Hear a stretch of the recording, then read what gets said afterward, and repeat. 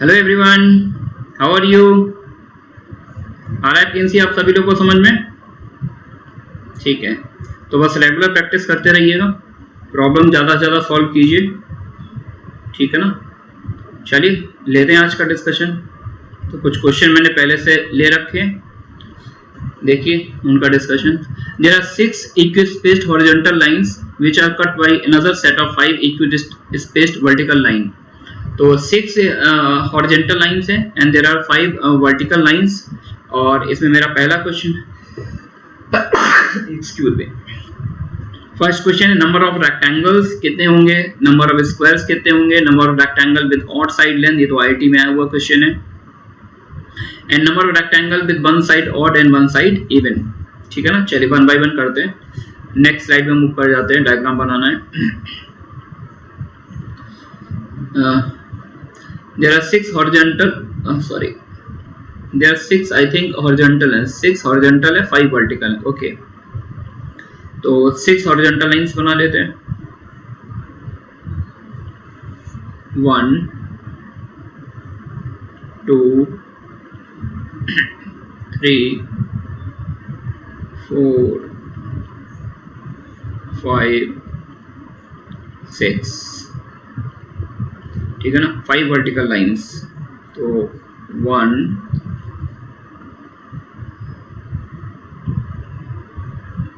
2 3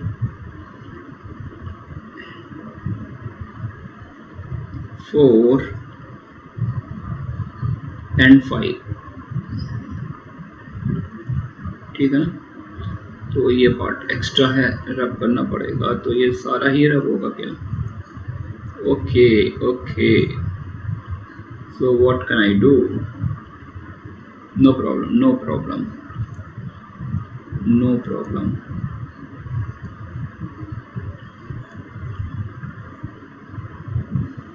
one two three 4 5 6, okay.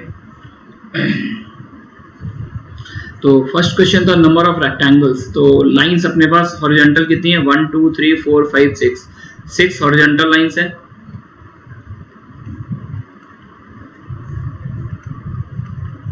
And 5 vertical lines है, and we have to find out the number of rectangles. तो एक rectangle को design करने के लिए अपने को एट ए टाइम 4 लाइंस चाहिए। 4 लाइंस का सेट एक रेक्टेंगल जनरेट करता है, जिनमें से 2 हॉरिजॉन्टल हो और 2 वर्टिकल हो। तो हॉरिजॉन्टल में अपने पास कितनी लाइंस है? 6 लाइंस है। तो 6 में से कोई भी 2 लाइन सिलेक्ट कर लीजिए, है ना, कोई भी 2। सपोज करो आपने ये 2 हॉरिजॉन्टल लाइन पिक किए और कोई भी 2 vertical, any 2 horizontal and any 2 vertical lines always provide U a rectangle, ठीक है ना। तो जैसे मैंने ये 2 हॉरिजॉन्टल ले ली और ये 2 मैंने वर्टिकल ले ली, ठीक है ना। तो number of rectangles, first part का आंसर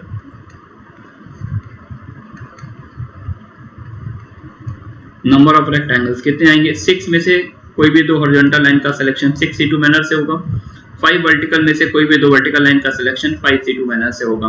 अब जैसे मैंने ये 2 हॉरिजॉन्टल लिए और ये 2 वर्टिकल, तो अगर आप देखना चाहते हैं वो कौन सा रेक्टेंगल बन रहा है, तो अपन इसको शो कर सकते हैं डायग्राम में। देखिए ये रेक्टेंगल बन रहा है और ये रेक्टेंगल किस साइज का है? विड्थ इसकी 2 यूनिट है, हाइट 3 यूनिट है। 2x3 जो मैंने पिक किया है वो 2x3 ऑर्डर का रेक्टेंगल है, ठीक है ना। अब इसमें कुछ बच्चों को डाउट ये आता है कि सर आप एनी 2 हॉरिजॉन्टल बोल रहे हैं, एनी 2 वर्टिकल, तो इसमें तो स्क्वायर भी बन जाएंगे। स्क्वायर कैसे बन जाएंगे? जैसे मैं अगर एक इसको पिक करूं, एक इसको पिक करूं और इधर इसको और इसको पिक कर लूं, तो देखो यहां से एक स्क्वायर बन जाएगा।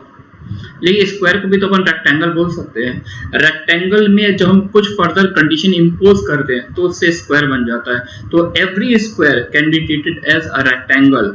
स्क्वायर को हम रेक्टेंगल बोल सकते हैं, लेकिन किसी भी जनरल रेक्टेंगल को हम स्क्वायर नहीं बोल सकते। रेक्टेंगल को स्क्वायर बोलना गलत है, स्क्वायर को तो आप कभी भी रेक्टेंगल बोल सकते हैं, ठीक है ना। तो जब हम रेक्टेंगल बोल रहे हैं तो उसमें प्योर रेक्टेंगल भी इंक्लूडेड है और स्क्वायर्स भी इंक्लूडेड है, ठीक है ना। चलिए नेक्स्ट पार्ट पे चलते हैं। नेक्स्ट पार्ट है नंबर ऑफ स्क्वायर्स कितने होंगे। तो नंबर ऑफ स्क्वायर्स निकालना है तो फिर से एक नई ग्रिड बनानी पड़ेगी यार। 6 हॉरिजॉन्टल है 5 वर्टिकल है, तो 5 वर्टिकल पहले बनाते हैं, थोड़ा सा स्पेस बढ़ाते हैं लाइंस का, पिक्चर थोड़ा सा ब्यूटीफुल लगे। 1 2 3 4 5, ठीक है ना। 1 2 3 4 5 and then 6, या दैट्स फाइन। तो 6 हॉरिजॉन्टल लाइन है 5 वर्टिकल लाइन है। इसमें मेरा अब क्वेश्चन आपसे है कि नंबर ऑफ स्क्वायर्स। तो जैसे मैं नंबर ऑफ स्क्वायर्स की बात करूंगा तो आपका सबसे पहला क्वेश्चन आएगा सर साइज, किस साइज का स्क्वायर बनाना चाहते हैं। तो कौन कौन से साइज के स्क्वायर बन सकते हैं, 1 क्रॉस 1 का भी बन सकता है। देखिए यहाँ पर साइड देखिए, हॉरिजॉन्टल 1 2 3 4, हॉरिजॉन्टल में 4 दिख रहा है और वर्टिकल 1 2 3 4 5, यानी ये जो ग्रिड है ये किस ऑर्डर की ग्रिड है, ये 4 क्रॉस 5 ऑर्डर दिख रहा है ना। तो 1 क्रॉस 1 का बना सकते हैं, 2 क्रॉस 2 साइज का बना सकते हैं, 3 क्रॉस 3 साइज का भी स्क्वायर बनाया जा सकता है और 4 क्रॉस 4, है ना। तो हम हर साइज का स्क्वायर देखेंगे कितने बना सकते हैं। तो स्क्वायर बनाना है तो मैंने एक काम किया, इन लाइन की नंबरिंग कर दी। हॉरिजॉन्टल ये फर्स्ट लाइन है, ये सेकंड लाइन है, third line, fourth line, fifth line, sixth line, है ना। और वर्टिकल में first, second, third, fourth, fifth. अच्छा, अब मेरे को स्क्वायर 1 क्रॉस 1 साइज का स्क्वायर बनाना है।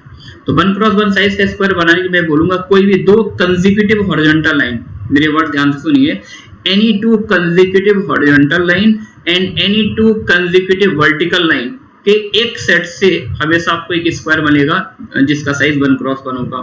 मैं रिपीट करता हूं, एनी 2 कंसेक्यूटिव हॉरिजॉन्टल लाइन, कोई भी 2 कंसेक्यूटिव हॉरिजॉन्टल लाइन ले ले और कोई भी 2 कंसेक्यूटिव वर्टिकल लाइन ले, उससे हमेशा आपको एक स्क्वायर मिलेगा जिसका साइज 1 क्रॉस 1 होगा। तो अब देखिए जरा horizontal line, 2 consecutive horizontal line आप कितने तरह से सिलेक्ट कर सकते हैं। तो जैसे 1 और 2 वाला ले लिया एक, अब एक एक नीचे मूव करते जा, 2 3 दूसरा, तीसरा कॉम्बिनेशन, ये चौथा कॉम्बिनेशन, ये पांचवा, है ना। तो 2 हॉरिजॉन्टल लाइन का 2 कंसेक्यूटिव हॉरिजॉन्टल लाइन कितने तरह से ले सकता हूँ 5। अब 2 कंसेक्यूटिव वर्टिकल लेनी है तो फर्स्ट सेकंड ले लिया, सेकंड थर्ड ले लिया, थर्ड फोर्थ ले लिया, फोर्थ फिफ्थ ले लिया। तो 2 कंसेक्यूटिव वर्टिकल लाइन का सिलेक्शन कितने तरह से बच्चों होगा 4। अरे बात समझ, फिर से देख लीजिएगा, जैसे 6 है, 6 हॉरिजॉन्टल लाइन में मेरे को 2 कंसेक्यूटिव चाहिए। तो आप देखिए फर्स्ट सेकंड पहले से स्टार्ट करें तो फर्स्ट सेकंड आएगा, सेकंड थर्ड और लास्ट में फिफ्थ 6 आएगा। तो बस ये 5 प्लेसेस तक हॉरिजॉन्टली वर्टिकली शिफ्ट हो सकती है। और यहाँ पर देखेंगे तो यहाँ पर 5 लाइन से आपको 2 कंसेक्यूटिव चाहिए, तो सबसे लास्ट कौन सा आएगा 4 5। स्टार्ट में क्या होगा 1 2, तो 1 2 से लेकर 4 5 तक जाना, तो 4 केसेस बनेंगे। तो 1 क्रॉस 1 के कितने स्क्वायर बन गए 20। अब बात करते हैं 2 क्रॉस 2 के कितने बनेंगे। तो 2 क्रॉस 2 एक स्क्वायर बनाना जिसका साइज है, जिसकी साइड लेंथ 2 यूनिट हो, 2 साइड लेंथ यूनिट का स्क्वायर।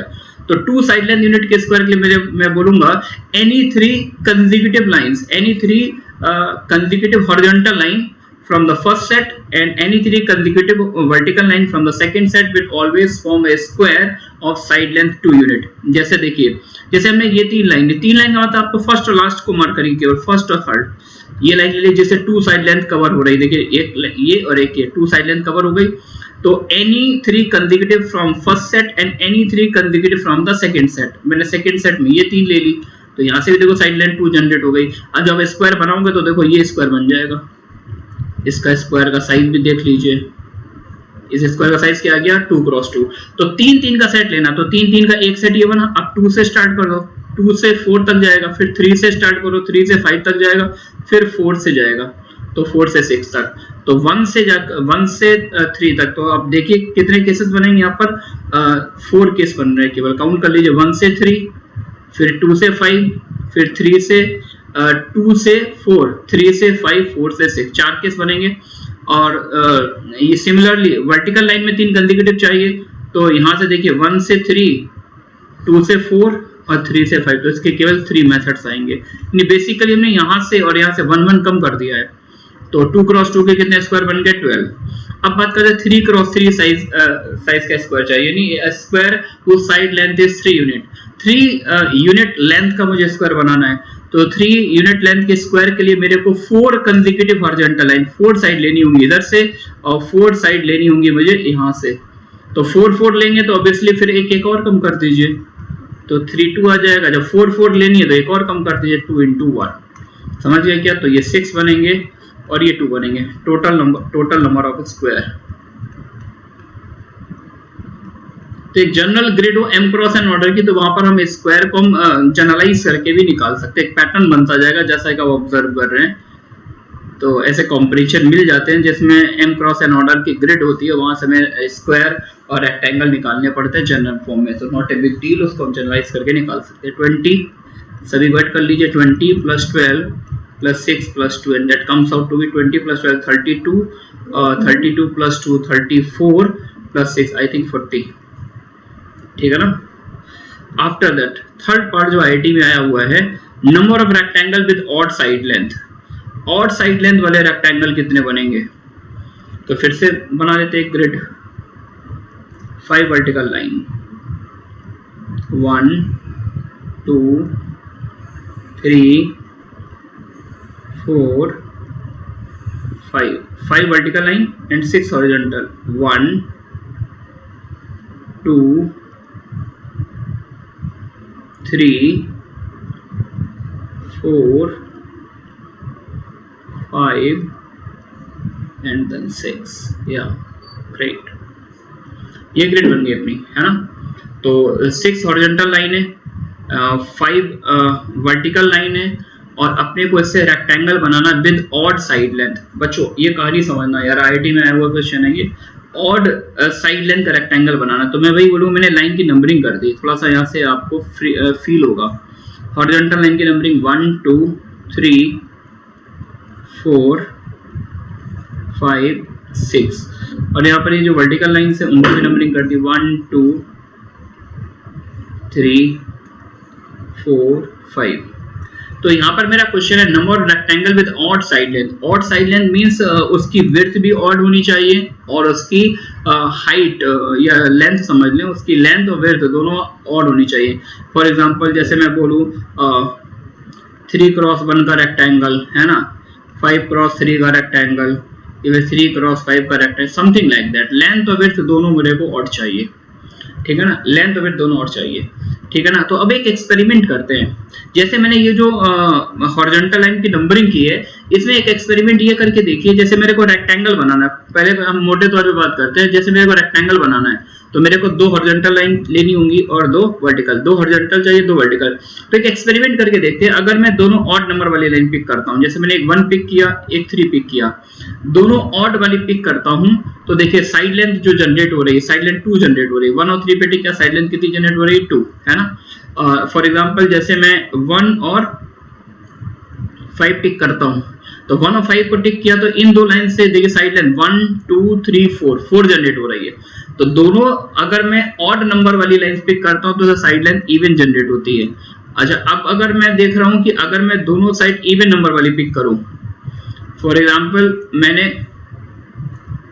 एक साइड 2 ले ली और एक साइड 6 ले ली, तो दोनों इवन वाली ली, तो वहां से भी देखिए 1 2 3 4 साइड लेंथ जो जनरेट हो रही है दैट इज इवन, ठीक है ना। लेकिन मेरे को इवन साइड लेंथ नहीं चाहिए, मेरे को तो दोनों साइड ऑड चाहिए, लेंथ भी ऑड चाहिए और विड्थ भी ऑड चाहिए। तो उसके लिए एक दूसरा एक्सपेरिमेंट करके देखते हैं कि एक इवन नंबर वाली लाइन पिक करो और एक ऑड नंबर वाली, एक इवन नंबर वाली और एक ऑड नंबर वाली। तो एक मैंने 2 वाली लाइन पिक की, एक 5 वाली लाइन पिक की। अब देखिए इनसे साइड लेंथ जो जनरेट हो रही है 1 2 3 क्लियरली ऑड आ रही है, ठीक है ना। तो एक इवन नंबर वाली लाइन लेनी है और एक ऑड नंबर वाली। सिमिलरली यहां से भी मेरे को साइड लेंथ ऑड चाहिए, तो साइड लेंथ ऑड चाहिए तो एक इवन वाली ले लो और एक ऑड वाली। जैसे मैंने एक 1 ले लिया, ठीक है ना, एक 1 ले लिया और एक 4 ले लिया। अब रेक्टेंगल बना के देखिए, तो 1 लिया है और 4 लिया है, तो रेक्टेंगल आई थिंक ये बन रहा है, देखिए ये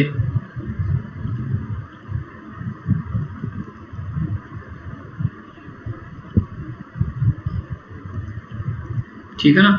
तो यहां भी 3 साइड लेंथ आ गई, यहां भी 3 साइड लेंथ आ गई, सही है क्या। तो 3 क्रॉस 3 का बन गया, 3 क्रॉस 3 का भी बना सकते हैं, no problem, not a big deal. तो अब number of rectangles, required rectangles, तो अब हमें 2 जॉब करनी है। इस साइड से मेरे को 2 लाइन चाहिए, एक इवन वाली हो एक ऑड वाली हो। तो यहाँ पर 6 लाइंस है तीन इवन वाली है, तीन ऑड वाली है, तो तीन में से एक इवन वाली लाइन 3C1 और तीन ऑड वाली उसमें से एक लाइन 3C1, सही है क्या?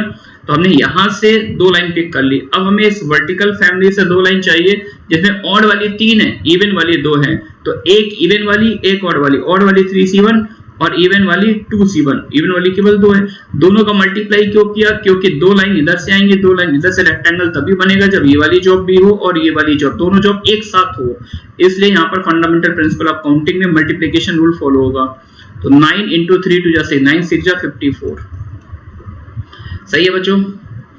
ठीक है। अच्छा, अब इसी में फोर्थ पार्ट का आंसर भी निकाल देते हैं, क्योंकि अननेसेसरी अपन नेक्स्ट स्लाइड में क्यों मूव करेंगे, टाइम बच जाएगा। नेक्स्ट पार्ट था कि अब आपको रेक्टेंगल बनाना जिसके एक साइड इवन हो एक साइड ऑड हो, है ना, एक साइड इवन एक साइड ऑड। तो मैं क्या कर रहा हूं, मैं इधर से इवन वाली ले रहा हूं और यहां से ऑड वाली। तो number of rectangle with one side even and one side odd, number of required rectangles, ये क्या आएगा? इसका आंसर मैं नीचे देना चाहता हूं, ठीक है। तो ऐसा करते हैं, यहां से इवन वाली चाहिए, वर्टिकल में इवन वाली चाहिए, तो इवन वाली कैसे निकालेंगे? या तो दोनों इवन वाली लाइन पिक करें या फिर दोनों ऑड वाली। तो इवन वाली दो लाइन है 2C2, है ना, या तो दोनों इवन वाली या फिर दोनों ऑड वाली, और ऑड वाली इधर कितनी है 3।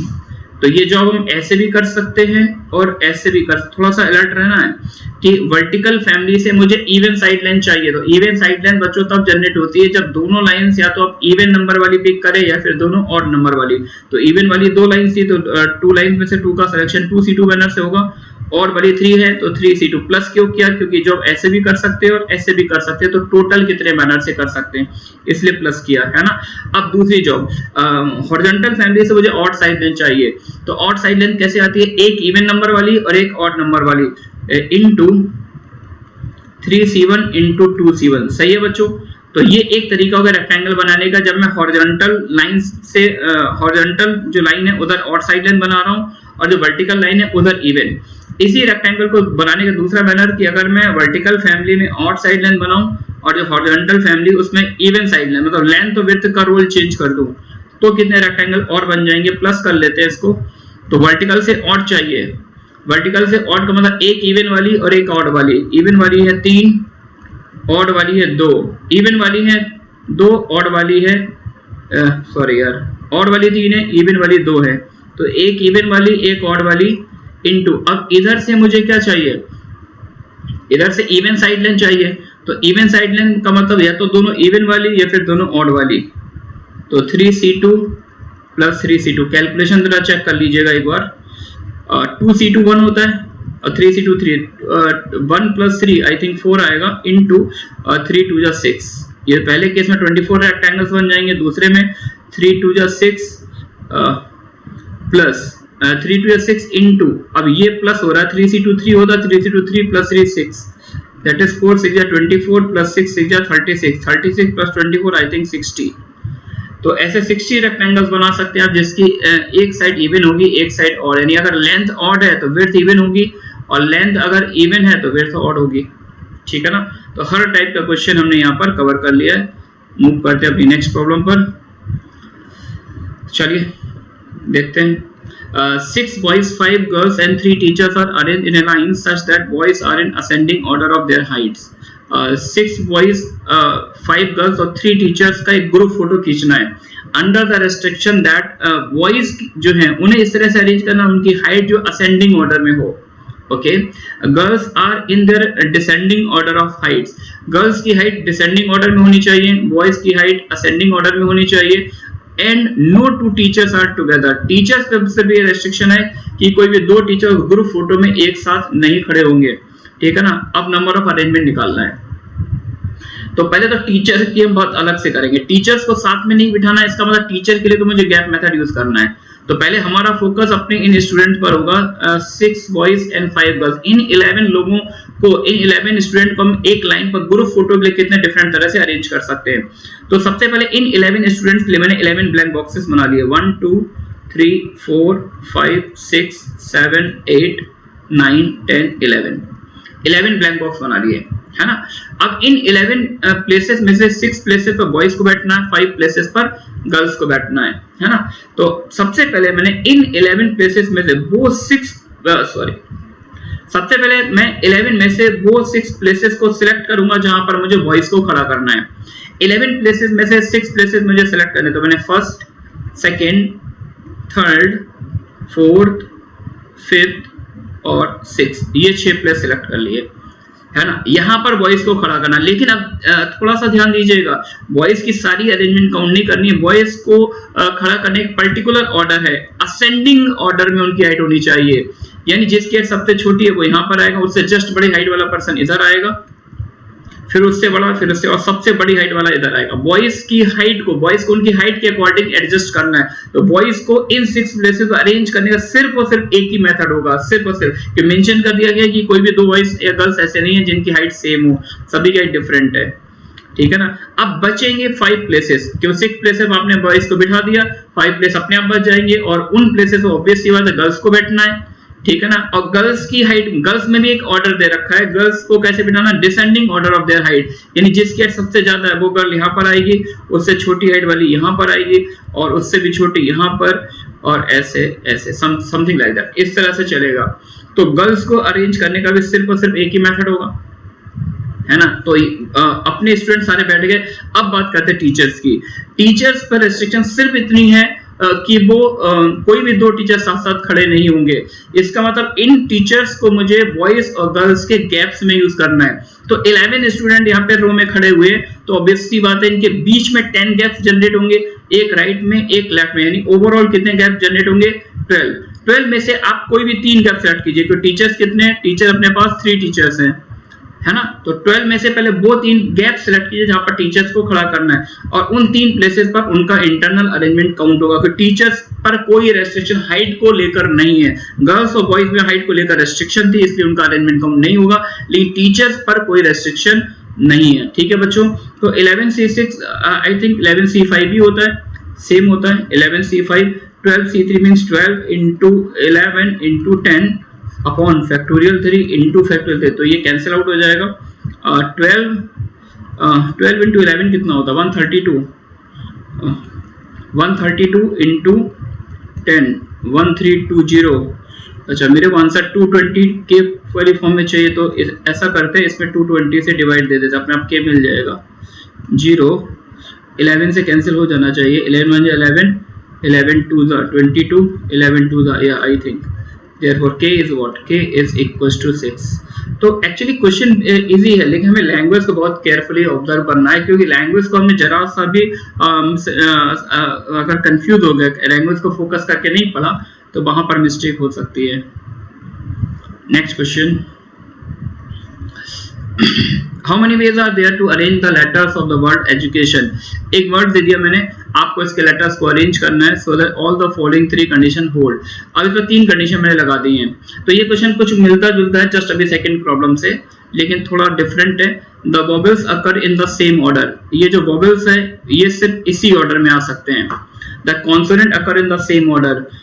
कॉन्सोनेंट भी इसी ऑर्डर में आएंगे। जैसे आप ओरिजिनल वर्ड देखिए, ई यू ए आई ओ, यानी जो पेरेंट वर्ड गिवन था उसमें जिस ऑर्डर में वॉवेल थे हमें उसी ऑर्डर में वॉवेल यूज करने हैं, और जिस ऑर्डर में कॉन्सोनेंट यूज हो रहे थे डी सी टी एन, उसी पेरेंट फॉर्म में हमें कॉन्सोनेंट को अरेंज करना है।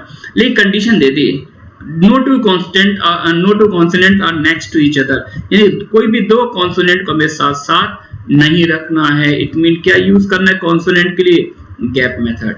ऐसी रेस्ट्रिक्शन वॉवेल्स पर नहीं है। आ रही बात समझ में? तो अब क्या किया जाए,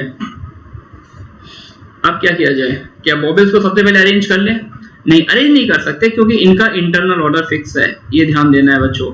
यहाँ पर वॉवेल्स का ऑर्डर फिक्स है, तो सबसे पहले मैं क्या काम करूंगा, 5 प्लेसेस पर थोड़े थोड़े गैप में इन वॉवेल्स को पुट करूंगा, अरेंज नहीं करूंगा, क्योंकि अरेंज तो सिर्फ एक ही मैनर से हो सकता है, क्योंकि इनका इंटरनल ऑर्डर फिक्स है कि ये 5 पर्संस की फोटो मुझे इसी ऑर्डर में चाहिए। अब जब इनको मैंने यहाँ पर पुट कर दिया, बिठा दिया रेस्पेक्ट के साथ, तो 4 इनके बीच क्या बने, एक राइट में और एक लेफ्ट में, है ना, 6 गैप बन जाएंगे। और कॉन्सोनेंट को भी यहाँ पर प्लेस करने का एक फिक्स ऑर्डर है, लेकिन प्लेस तो हम कुछ भी ले सकते हैं क्योंकि इनको हमें गैप में डालना है ना। तो पहले वॉवेल्स को अरेंज करने का सिर्फ और सिर्फ एक ही मैनर होगा कि उनके फिक्स प्लेस है इनका। अब उनसे गैप कितने जनरेट हो जाएंगे, 6, और कॉन्सोनेंट अपने पास कितने, 4, और कोई भी दो कॉन्सोनेंट को यूज नहीं करना। So I am going to use gap method here. First select 4 gaps to fill 4 consonant, and the number of arrangement for consonant is also 1 because their internal order is fixed.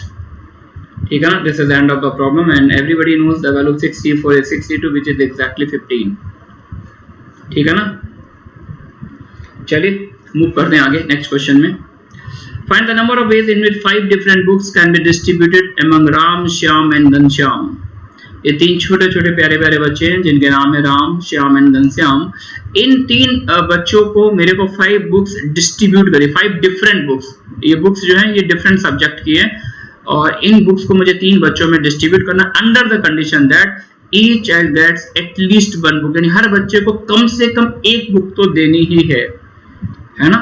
तो वैसे तो बच्चों ये question grouping method का होता है, this is question on grouping method, लेकिन हम इसको विदाउट ग्रुपिंग मेथड यहाँ पर सॉल्व कर रहे हैं फ्री डिस्ट्रीब्यूशन से। देखिए कैसे करना है। तो जब ग्रुपिंग मेथड पढ़ाएंगे तभी वहां पर आपको इस तरह की अप्रोच बताई जाएगी। तो विदाउट ग्रुपिंग कैसे करेंगे। 5 बुक्स है मेरे पास, B1, B2, B3, B4, B5। इन बुक्स को मेरे को डिस्ट्रीब्यूट करना है ना 3 बच्चों में, R, S, G, इन 3 स्टूडेंट में डिस्ट्रीब्यूट करना है। तो मैं पहली, अच्छा रेस्ट्रिक्शन क्या है कि हर बच्चे को कम से कम 1 बुक मिले। ऐसा ना हो कि सारी बुक एक ही बच्चे को मिल जाए, 2 को कुछ ना मिले, और ऐसा भी नहीं होना चाहिए कि सारी बुक्स का डिस्ट्रीब्यूशन एग्जैक्टली 3 में से 2 बच्चों में हो और 1 बच्चे को कुछ ना मिले, है ना। तो निकालते नंबर ऑफ वेज। तो सबसे पहले मैं बात करूंगा फ्री डिस्ट्रीब्यूशन की, यानी if there is no restriction, अगर ऐसी कोई रेस्ट्रिक्शन नहीं होती तो अगर मैं इस रेस्ट्रिक्शन को हटा दूं, इफ वाला पार्ट मैंने यहां से रिमूव कर दिया। अब मैं कहता हूं इन 5 बुक्स को 3 बच्चों में डिस्ट्रीब्यूट करने के मैक्सिमम मैनर्स, कितने मैक्सिमम मैनर्स आप डिस्ट्रीब्यूट कर सकते हैं। तो पहली बुक को देने के देखिए 3 मैनर हो गए। फर्स्ट बुक जो B1 है इसको मैं राम को भी दे सकता हूँ, श्याम को भी दे सकता हूँ और घनश्याम को भी दे सकता हूँ, क्योंकि because there is no restriction. तो फर्स्ट बुक के 3 मैनर हो गए। जब फर्स्ट बुक डिस्ट्रीब्यूट हो गई, अब मैं सेकंड बुक डिस्ट्रीब्यूट करूंगा। तो ये मैटर नहीं करता कि B1 मैंने किसको दिया है, जिसको B1 दिया उसको B2 भी दे सकते हैं, B3 भी दे सकते हैं। तो सेकंड बुक के भी 3 मैनर्स हो जाएंगे। अब थर्ड बुक डिस्ट्रीब्यूट करूंगा तो ऑब्वियसली उसके भी 3 मैनर, क्योंकि कोई रेस्ट्रिक्शन नहीं है। तो 3 into 3 into 3 कितना आएगा, 3 to the power 5, ठीक है ना। तो ये तो टोटल मैनर्स हो गए। ये क्या आ गया, total ways when there is no restriction, है ना। लेकिन अब ये जो टोटल काउंटिंग है इसमें क्या क्या हुआ होगा, इसमें 3 टाइप के आंसर्स आए होंगे। पहला टाइप होगा जिसमें सारी बुक तीनों बच्चों में डिस्ट्रीब्यूट हुई, यानी हर बच्चे को कुछ ना कुछ मिला। इसमें वो आंसर्स भी इंक्लूडेड होंगे जिनमें सारी बुक्स एग्जैक्टली 2 बच्चों में डिस्ट्रीब्यूट हुई और 1 को कुछ नहीं मिला। और इसमें वो आंसर्स भी इंक्लूडेड है जिनमें सारी बुक एग्जैक्टली एक ही बच्चे को डिस्ट्रीब्यूट हुई, 2 को कुछ नहीं मिला। तो इसमें से हम 2 केस सब्ट्रैक्ट करेंगे, minus those cases when all the books are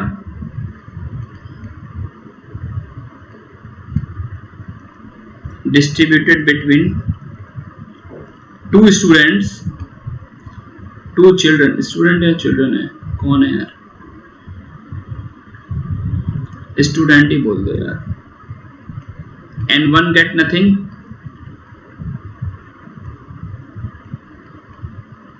एक तो ये केस सब्ट्रैक्ट करना है, 1 get nothing माइनस एक केस और सब्ट्रैक्ट करना है जिसको मैं due to lack of space ऊपर लिख देता हूँ, माइनस वाला केस व्हेन वाला केस जब सारी बुक एग्जैक्टली एक ही बच्चे को डिस्ट्रीब्यूट हो रही है और 2 को कुछ नहीं मिलता, when all the books are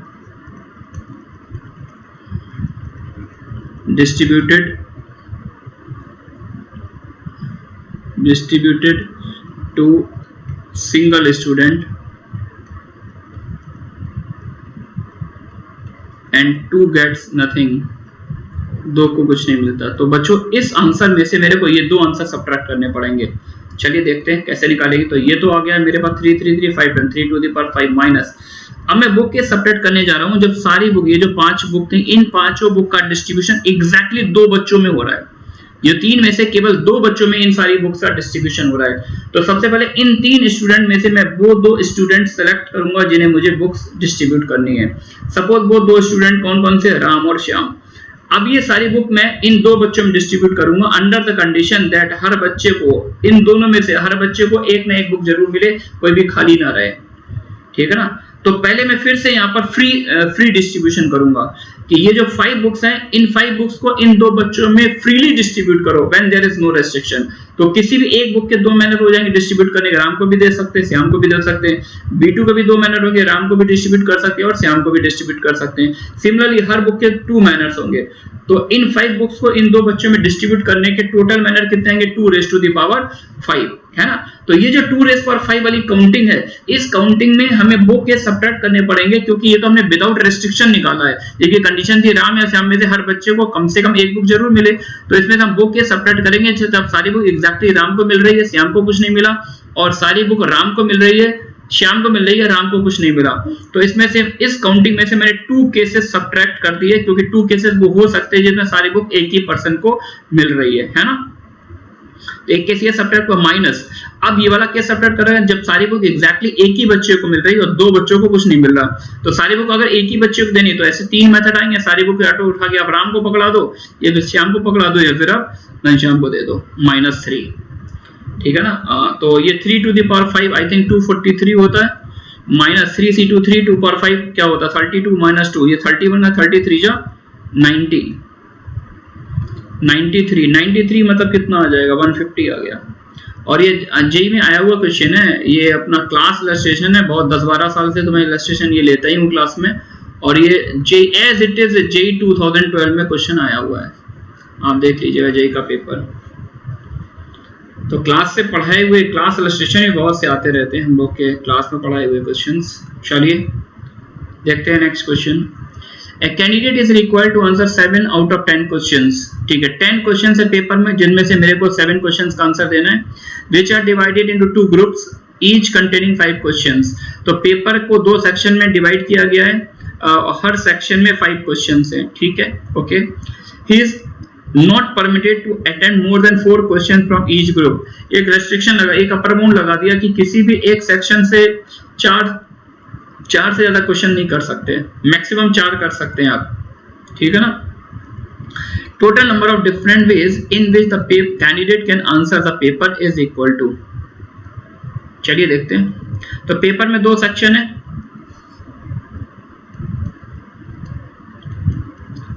section 1, section 2।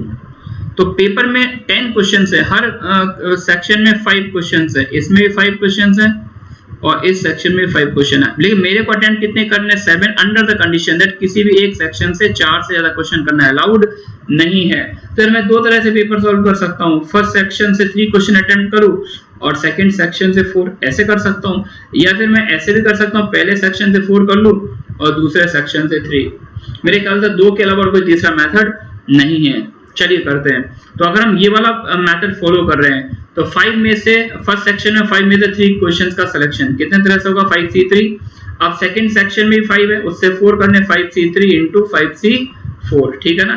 अब जब मैं सेकंड मेथड का आंसर निकालूंगा तो वो भी यही आएगा 5c4 into 5c3। तो बेटर है इसी में 2 से मल्टीप्लाई करते हैं। सही है क्या? आगे आंसर नहीं। जनरली अगर मैं ये क्वेश्चन देता हूं क्लास में तो 95% बच्चे यही आंसर निकालते हैं और ये आंसर गलत है। इसमें मिस्टेक बच्चों क्या हो रही है, क्वेश्चन की लैंग्वेज ध्यान से पढ़ें। Total number of different ways in which the candidate can answer the paper. उसमें ये नहीं बोला गया कि क्वेश्चन कितने तरह से सिलेक्ट कर सकते हैं, कि इन क्वेश्चंस का आंसर अपन कितने तरह से दे सकते हैं। ये जब आप पेपर सॉल्व करने जाते हैं तो अगर मैं पेपर की आपकी कॉपी को चेक कर रहा हूं तो आपकी कॉपी चेक की, मैंने दूसरे स्टूडेंट की कॉपी चेक की, सपोज फॉर आपने भी यही क्वेश्चन किए और दूसरे स्टूडेंट ने भी यही क्वेश्चन किए और मैं ये इंस्पेक्शन करना चाहता हूं कि आपने चीटिंग तो नहीं की, तो मैं क्या करूं, सीक्वेंसिंग चेक करता हूं कि यार इसने अलग सीक्वेंस में किया, इसने फर्स्ट क्वेश्चन पहले किया, उसने फर्स्ट क्वेश्चन बाद में किया। यानी इस सेक्शन में जो 3 क्वेश्चन आपने अटेम्प्ट किए और आपके फ्रेंड ने अटेम्प्ट किए और मेरे को चेक करना वो चीटिंग वगैरह तो नहीं है, तो फिर ये देखा जाता है इन्होंने किस सीक्वेंस में किए और इन्होंने किस सीक्वेंस में किए। तो यहाँ पर हमें बात करनी है कि कैंडिडेट जो है पेपर का आंसर कितने डिफरेंट तरह से दे सकता। तो यहाँ पर ऑब्वियस सी बात है जो आपके सिलेक्टेड क्वेश्चंस हैं उनका इंटरनल ऑर्डर भी मैटर करेगा। तो ये एक हिडन पॉइंट है बच्चों, यहाँ पर मिस्टेक हो जाती है तो आपको यहाँ पर अलर्ट रहना है। आपने तो ये 3 क्वेश्चन सेलेक्ट कर लिए, वो 3 क्वेश्चन सेलेक्ट कर लिए जिसको सेक्शन ए से अटेम्प्ट करना था, लेकिन अब उनका रिप्लाई करने का मैनर, उनका इंटरनल ऑर्डर फैक्टर 3 तरह से अरेंज कर सकते हैं। सेक्शन आपका जो 2 था जिसमें 4 क्वेश्चन आप कर रहे थे उनका इंटरनल ऑर्डर, तो यहां पर मिस्टेक हो सकती है। ठीक है बच्चों, मूव करते हैं नेक्स्ट क्वेश्चन पर। The total number of 6 digit numbers x1, x2, x3, x4, x5, x6 having the property that x1 less than x2 less or equals to x3 less than x4। ठीक है, okay, no problem. तो इस kind का एक 6 digit number बनाना है, ठीक है ना। लेकिन अगर यहाँ पर फाइट है, यहाँ पर इक्वालिटी भी आ रही है। अगर इक्वालिटी नहीं आती तो ऐसा क्वेश्चन तो हमने आपको कराया था असेंडिंग ऑर्डर डिसेंडिंग ऑर्डर वाला, बस इसमें न्यू पिक्चर क्या ऐड हो गई, यहाँ पर इक्वालिटी का इन्वॉल्वमेंट हो गया। तो नॉट ए बिग डील, अपन इसको कर सकते हैं। देखिए कैसे करेंगे।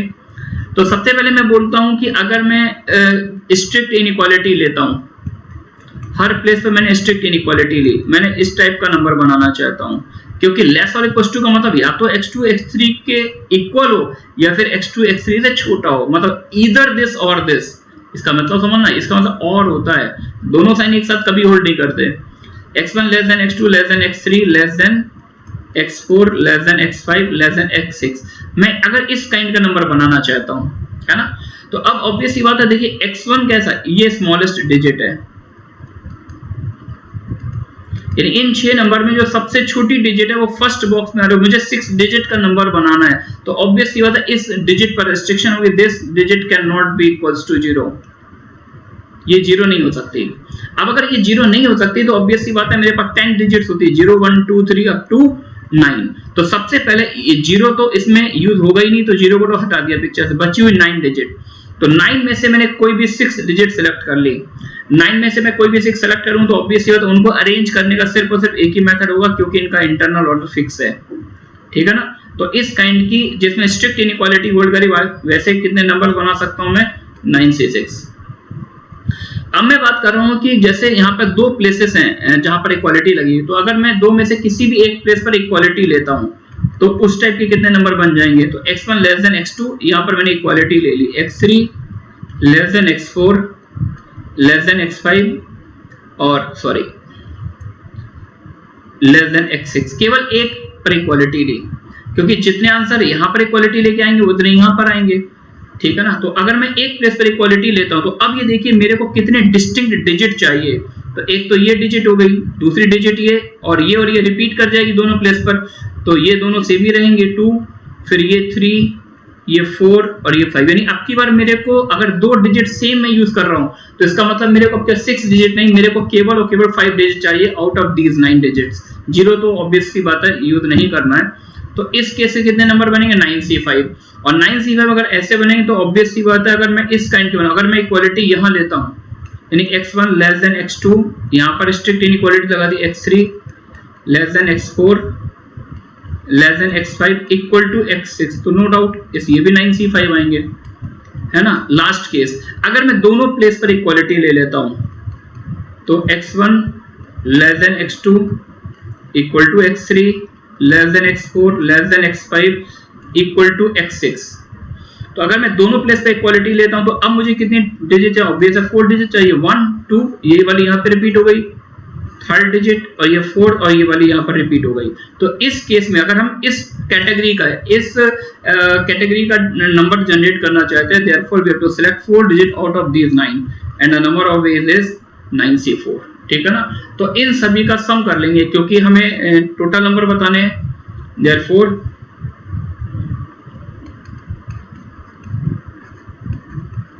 Total numbers 9C6 plus 9C5 plus 9C5 plus 9C4, ठीक है ना। तो अच्छा, इस टाइप के क्वेश्चन हम जनरलाइज भी कर सकते हैं। अगर एक बड़ी स्ट्रिंग दे रखी हो तो सारे पार्ट नहीं करते। एक्चुअली ये पहला क्वेश्चन था, इसलिए मैं चाहता था आप एक बार अच्छे से समझ जाएं। तो इन केस कभी टाइम होगा तो हम इस तरह के जनरल क्वेश्चन को पिक करेंगे जिसका एक सीधा फॉर्मूला बना देंगे, वहां से डायरेक्ट कर सकते हैं। लेकिन मेरा टारगेट है आपको एक बेसिक समझ में आना चाहिए, तो बेसिक अगर समझ जाते हैं तो उस फॉर्मूले को जनरलाइज आप खुद भी कर सकते हैं। चलिए, तो पास्कल रूल लगा के इनको ऐड कर लेते हैं यार। पास्कल रूल के लिए ऊपर वाली स्क्रिप्ट सेम है, नीचे का डिफरेंस है, तो इन दोनों का सम आएगा 10C6, इन दोनों का ये रिजल्टेंट आ गया। अब इन दोनों का रिजल्टेंट निकालना है, ऊपर वाला से नीचे वाला एक का डिफरेंस, तो इन दोनों का रिजल्टेंट आएगा 10C5। फिर से यार ऊपर वाली से नीचे का डिफरेंस, तो इनका रिजल्टेंट फर्दर आ जाएगा 11C6। 11C6 भी बोल सकते हैं, 11C5 भी बोल सकते हैं। ठीक है बच्चों, तो आज की क्लास में बस यहीं तक रखते हैं। अगली क्लास में और कुछ अच्छी प्रॉब्लम डिस्कस करेंगे, और नेक्स्ट क्लास में हम पढ़ाएंगे आपको ग्रुपिंग, कि ऑब्जेक्ट्स को ग्रुप में कब डिवाइड करते हैं और ग्रुपिंग कैसे की जाती है, और ग्रुपिंग में जो रेपिटेशन होता है उसको कैसे बैलेंस करते हैं। ठीक है ना। तो नेक्स्ट लेक्चर बहुत ही ज़्यादा इंपॉर्टेंट होने वाला है, तो बने रहिएगा मेरे साथ। And thanks for watching.